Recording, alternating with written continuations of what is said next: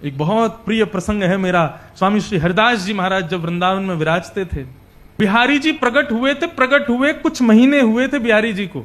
अब तो कितने 500 वर्ष हो गए, 500 वर्ष के आसपास हो गए बिहारी जी। अभी बिहार पंचमी गई है। श्री कुंज बिहारी प्रकट हुए, निधिवन में विराजते थे, तो महाराज धीरे धीरे दशों दिशाओं में हवा की तरह बात फैल गई कि श्री वृंदावन में स्वामी श्री हरिदास जी के प्रभाव से और उनके भजन के प्रताप से ठाकुर जी स्वयं प्रकट हुए हैं। बड़े सुंदर ठाकुर जी हैं। सब दर्शन करने के लिए आते थे। लाहौर के एक सेठ को पता चला कि श्रीधाम वृंदावन में कुंज बिहारी प्रकट हुए हैं। कुंज बिहारी को अर्पित करने के लिए उस सेठ ने खस का इत्र मंगवाया। हमारे बिहारी जी को इत्र की सेवा बड़ी प्रिय है। और अभी गर्मियों के समय में तो चोबा, खस जो बनता है ना, उसका जो गाढ़ापन होता है उसको चोबा कहते हैं। वो बिल्कुल ऐसा तार जैसा होता है, वो लगाते हैं बिहारी जी। माथे पे लगाएंगे, ठोड़ी पे लगाएंगे, अंग पे तो खूब मालिश करवाते हैं बिहारी जी इत्र की। तो एक लाहौर का एक सेठ था, वो इत्र उसने मंगवाया महंगा वाला खस का, और स्वर्ण का बढ़िया पात्र लिया, उसमें इत्र लेकर के बिहारी जी को चढ़ाने के लिए निकल पड़ा लाहौर से। स्थिति ये बताते हैं कि महाराज उसके इत्र की सुगंधी ऐसी थी कि वो जिस जिस नगर से निकलता था, वहां के नगर के लोग अपने घरों में बैठे बैठे उस इत्र की सुगंधी का अनुभव करते थे। बोले भैया ये सुगंधी कहां से आ रही है? तब बताते, बोले एक लाहौर का भक्त है, वो वृंदावन जा रहा है बिहारी जी को इत्र चढ़ाने, तो उसी के इत्र की सुगंधी है। तो कई लोग तो इत्र की सुगंधी को सूंघ करके उस भक्त के संग हो लिए कि हम भी चल रहे हैं, बिहारी जी का दर्शन करके आएंगे। और देखते ही देखते महाराज हजारों भक्तों की टोली वृंदावन पहुंची। परंतु उस भक्त के भीतर में थोड़ा सा मान आ गया कि मैं बहुत बड़ा इत्र लेके आया हूं, सोने के पात्र में लेके आया हूं, महंगा वाला इत्र है, वृंदावन के लोग सब लोग प्रसन्न हो जाएंगे। भाई ऐसी वस्तु ठाकुर जी को किसी ने नहीं अर्पित की जैसी ये लेके आया है। जैसे निधिवन राज में उसने प्रवेश किया, ठाकुर जी राजभोग अरोग रहे थे, कपाट लगे हुए थे। सब रसिकाचार्यों ने कहा भैया अभी तो ठाकुर जी को भोग लग रहा है, अभी समय लगेगा दर्शन में, तुम एक काम करो, तब तक क्या करोगे? तो यमुना जी पे स्वामी श्री हरिदास जी महाराज अपनी मानसी सेवा में बैठे हैं, तुम वहां जाके स्वामी जी को प्रणाम कराओ। उसको पता नहीं था मानसी सेवा किसे कहते हैं। स्वामी श्री हरिदास जी महाराज मानसी में बैठे थे। आज भी मैंने अपने नेत्रों से इस भरी सर्दी में भी वृंदावन के संतों को पसीने में लथपथ देखा है मानसी सेवा में। वो किसी स्थिति में होते हैं, उनका देह वहां होता है लेकिन चित्त वहां नहीं होता।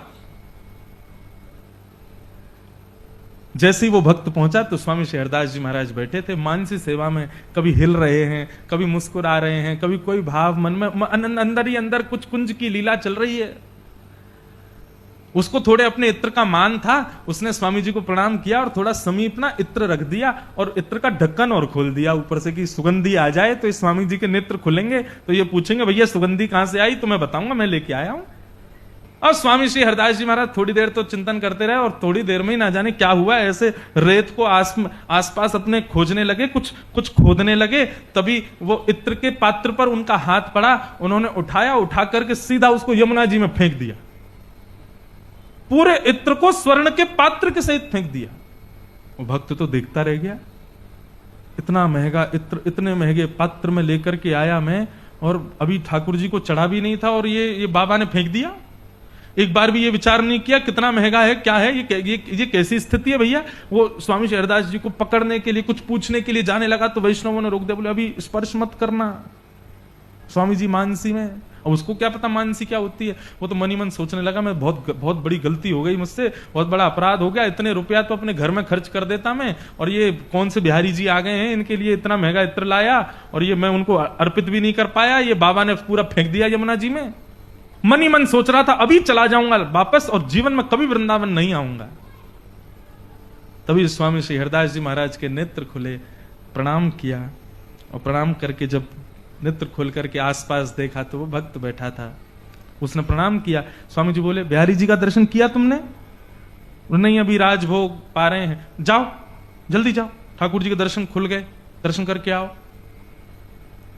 भक्त बोला अब इत्र तो गया नहीं ठाकुर जी को, इनसे क्या पूछूं मैं, इतने भक्त खड़े हैं, उनके इतने सेवक खड़े हैं, इनके सामने क्या बोलूं, बिहारी जी को दर्शन करके वहीं से ही निकल जाऊंगा, आऊंगा ही नहीं लौट के। जैसे ही निधिवन राज में प्रवेश किया, निधिवन के प्रत्येक लता गुल्म पर वो इत्र छिड़का हुआ था। और जैसे ही बिहारी जी के सन्मुख पहुंचा है तो सघन कुंज में मुकुट से लेकर के पैर के नख तक बिहारी जी के अंग से वो इत्र चुचा रहा था। ठोड़ी पर मानो जैसे वो इत्र नीचे टपक रहा हो। उसका देह कंपायमान होने लगा। बिहारी जी को प्रणाम किया, दौड़ करके स्वामी श्री हरिदास जी के पास गया। बोले मैं आपकी लीला समझ नहीं पाया, आपने मेरे इत्र को यमुना जी में प्रवाहित कर दिया, यमुना जी में फेंक दिया, तो फिर निधिवन में वो इत्र ठाकुर जी को कैसे पहुंचा? वहां की सघन कुंज लताओं पर इत्र की बूंद क्यों है? वो सुगंध से क्यों सुगंधित हो गया पूरा निधिवन? जब इत्र आपने यमुना जी में फेंका तो वहां क्यों पहुंच गया वो? मुझे बताइए भगवान, नहीं तो पागल हो जाऊंगा मैं। स्वामी श्री हरिदास जी महाराज ने अपनी मानसी सेवा का उजागर किया। मानसी सेवा कभी उजागर नहीं करते संत लोग, लेकिन आज उसके हृदय के भाव के लिए उजागर किया। बोले अरे लाला, तो कहा बताऊं, मानसी में आज श्यामा श्याम दोनों होरी खेल रहे। होरी खेल रहे तो श्री किशोरी जी के पक्ष को मैं हतो। इतने में ही लाला ने जोर की पिचकारी मारी किशोरी जी पे। सो किशोरी जी पूरी रंग गई। सो मोसो बोली, सखी सुन, ऐसा चटक रंग लेके आ कि या कार्य को और कारो कर दूं।